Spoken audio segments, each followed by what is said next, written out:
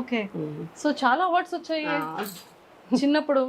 ఇంకా బీరువాలో పెట్టేశాను, పెట్టడానికి ప్లేస్ లేదు. బీరువాలో ఉంచారా? అంటే ఇక్కడ ప్లేస్ లేదు కదా, ప్లేస్ లేదు. మెడల్స్ అవి లోపల పెట్టేశాను. సూపర్. అంటే మెడల్స్ ఏమైనా గోల్డ్ సిల్వర్? గోల్డ్ సిల్వర్ కాదు, చేస్తాయి కదా మెడల్స్. పాపం మీకు ఎందుకు, నేను తీసుకెళ్ళిపో. పెద్ద కొడుకు కూతురు శ్రీజ, అందరికని మా ఇంట్లో పెద్దమ్మాయి, అందరికి ఇష్టం. ఓ, మీకు నలుగురు కొడుకుల్లో పెద్ద కొడుకు కూతురు శ్రీజ, అందరికి ఇష్టం, అందరికి ముద్దు ఇష్టం బాగా. సరే, మరి మీరు ఏమి ఇస్తున్నారు గిఫ్ట్ శ్రీజకి? శ్రీజక పెళ్ళి అయితే ఏదో ఇస్తాను.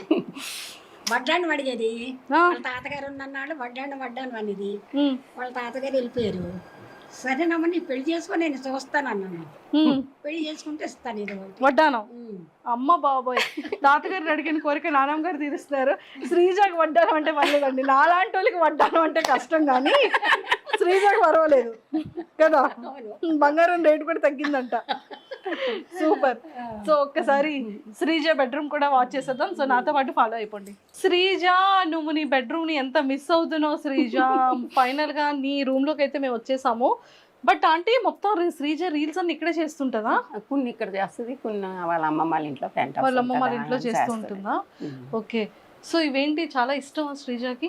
వాళ్ళ అన్నయ్య 1 సంవత్సరం బర్త్డే గిఫ్ట్ ఇచ్చాడు. అమ్మో, శ్రీజ అంటుందా అంటే ఆ తడ్డీ పేరు. సో మొత్తం Sreeja family, mummy daddy Sreeja వాళ్ళ అన్నయ్య. భలే రెడీ అయింది, భలే క్యూట్ గా. తీసాను మొన్న, కొన్ని పడిపోయి గాలి.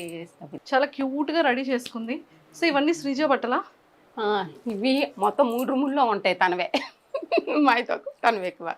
ఒకసారి ఇలా చూపించండి. ఇవి మొన్న తీసాను, బీరువా అంతా గెలేజిగా ఉంది, పంపించాను కదా.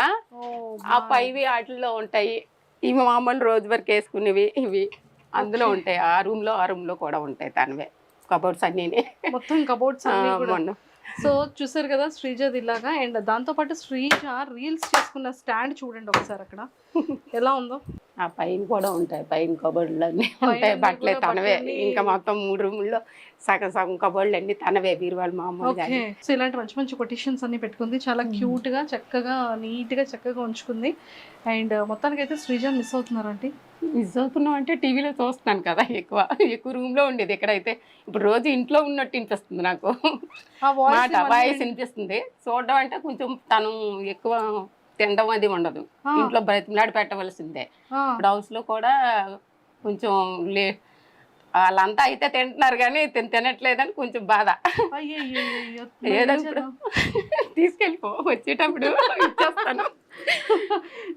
సో ఏం పంపిస్తారు శ్రీజక?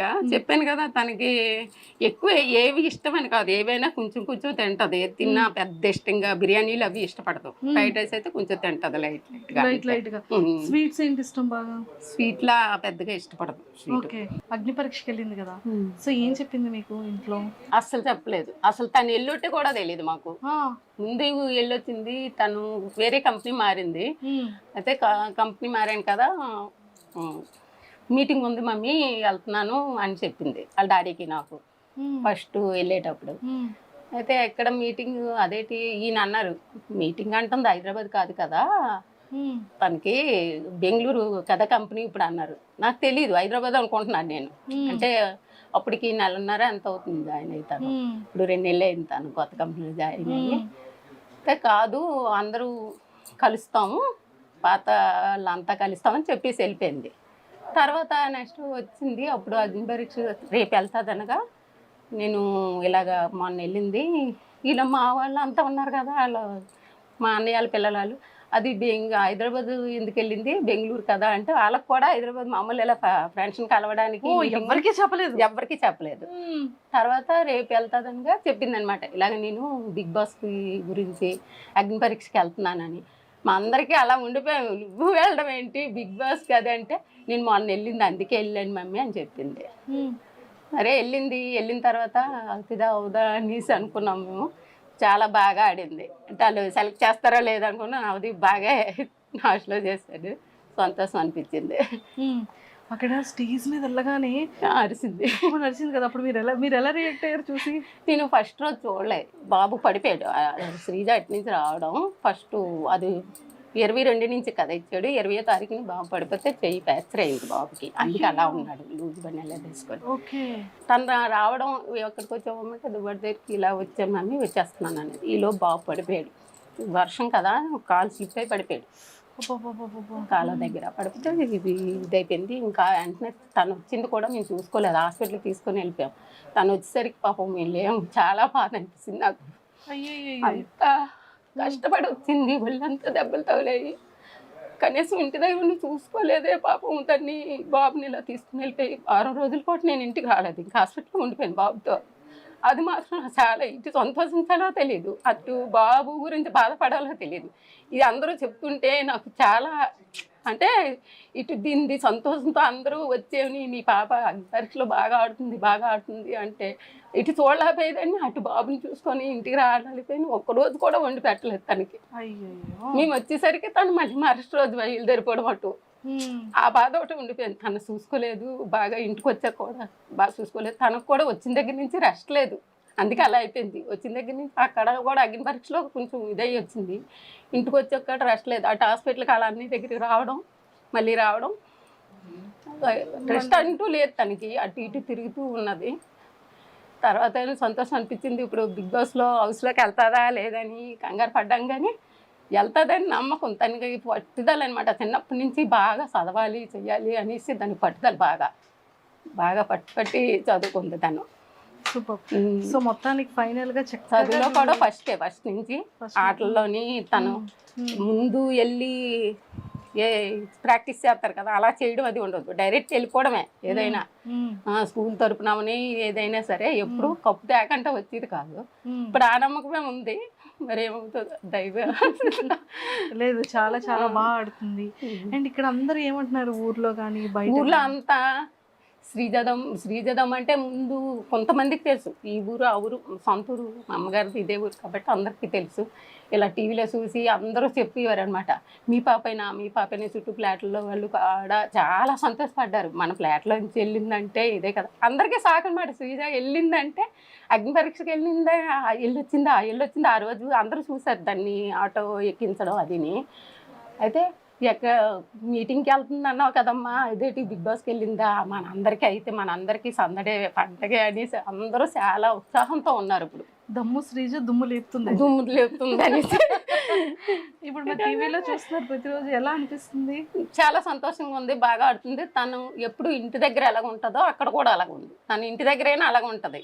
మంచి వాళ్ళు తప్పు మాట్లాడారంటే అస్సలు ఊరుకోదు, వెంటనే చెప్పాలి. మళ్ళీ వెనక మాట్లాడడం ముందు మాట్లాడడం అలా ఉండదు. చిన్నప్పటి నుంచి అదే. శ్రీజ కోసం ఎవరికి తెలియని ఒక సీక్రెట్ అంటే ఏం చెప్తారు? సీక్రెట్ అంటూ ఏముండవు, అన్నీ ఓపెన్ గానే ఉంటుంది. తను ఓపెనే అంటే పెద్దోళ్ళు ఈ మమ్మీ డాడీ వీళ్ళు బాబాయిలు అని ఉండదు. అంతా ఇంకా ఫ్రెండ్స్ తో మాట్లాడింది అన్నీ కూడా చెప్తుంది మాతో. వాళ్ళ కజిన్స్ అందరం కూర్చొని మేమంతా కూర్చున్నా సరే భయపడదు దేనికైనా. ఇంకా దాపెరకు అంటూ ఉండదు, అన్ని చెప్తుంది ఓపెన్ గా. దాచుకోవడం అంటూ ఉండదు తను. సూపర్, ఎక్సలెంట్ గా. ఎవరైనా ఏమన్నది కూడా, ఎవరు ఎలా మాట్లాడింది కూడా, ఫ్రెండ్స్ లో కూడా ఎవరేమన్నది ఎవరైనా కాంపిటీషన్ చేసినా సరే అవి కూడా చెప్పేస్తుంది. ఓపెన్ గా ఉంటారు, ఇలా అంతా ఓపెన్ గానే మాట్లాడేసుకుంటారు. ఎవరో దాపెరకు ఒకళ్ళ దగ్గర నుంచి ఒకళ్ళు దాయడం. కుటుంబం కదా, ఉమ్మడి చాలా సందడిగా ఉంటది. అమ్మమ్మ వాళ్ళు కూడా అలాగే ఉమ్మడి కుటుంబం మాది కూడా. పండగలు అవి అయితే అందరం కొంచెం దూరంగా ఉన్నా ఒకే దగ్గర అన్ని చేసుకుంటాం. ఓకే. శ్రీజ జాబ్ లో జాయిన్ అయిన తర్వాత ఫస్ట్ గిఫ్ట్ మీకు ఏం కొనేసి ఇచ్చింది? నాకా నలుపూసలు కొన్నది. శ్రీజ గిఫ్టెడ్ అయితే ఫస్ట్ వాళ్ళ డాడీ కొన్నది కడియం. ఫస్ట్ వాళ్ళ డాడీ అంటే తనకి ఇష్టం. ఫస్ట్ వాళ్ళ డాడీ కొన్నది, తర్వాత నాకు కొన్నది, తర్వాత మీకు కొన్నది. అలా అన్నకు ఒక ఉంగరం. సూపర్, మంచి గిఫ్ట్లు ఇస్తుంది అయితే. ఓకే. సో శ్రీజ కోపం వస్తే ఎలా ఉంటుంది? బాగా ఇంకా మనం ఆగిపోవాలి అప్పుడు, అంతే. లేకపోతే రచ్చ చేస్తుంది, దుమ్ము లేపేస్తుంది. దుమ్ము లేపేస్తుంది. ఇంట్లో ఇప్పుడు అక్కడ ఎలా ఉందో సేమ్ అలాగే ఉంటది, ఇంట్లో కూడా అలాగే ఉంటది. అక్కడ ఒకలాగా నటించడం, ఇక్కడ ఒకలాగా నటించడం తనకి అస్సలు చేత కాదు. వంటలు ఏమైనా చేస్తుంటదా? రాదు. ఏవో ఫ్రైడ్ రైస్, అదే గుడ్డు కూర, ఇలాంటి ఆమ్లెట్ వేసుకోవడం, ఇలా చిన్న చిన్న ఆలు ఫ్రై ఇలాంటివి చిన్న చిన్నవి చేస్తుంది. కానీ వంట పని ఏంటి, పెళ్లి చేసేస్తారా? చేసేస్తాం. అమ్మో. ఇప్పుడు ఒప్పుకుంది, ఇన్ని రోజులు ఒప్పుకోలేదు. ఎన్ని రోజులు ఒప్పుకోలేదా?